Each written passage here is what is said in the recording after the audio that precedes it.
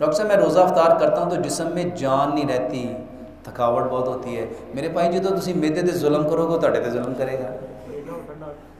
इसको समझ लो, इसको समझ लो, ये बात समझने के लायक है।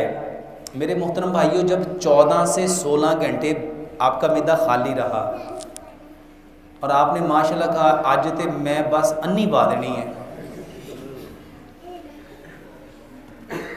तो फिर एकदम आपने उसको भर लिया तो सारे दिमाग के सिस्टम किधर जाएंगे? अभी क्या किसने बोला? सुन्न हो जाएंगे।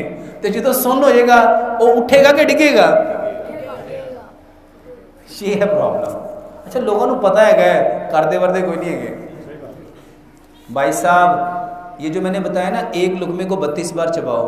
अच्छा सोचो, अफ्तारी की 32 बार खजूर को चबाएंगे, कितनी खजूरा खा लेगा बंदा?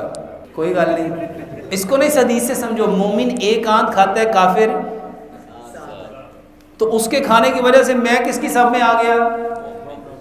तो कोई गल नहीं, अज नहीं खाता कल नहीं खाता, वो जी अबद आबाद की जिंदगी होती है, आप जन्नत च खाना ही है इंशाअल्लाह।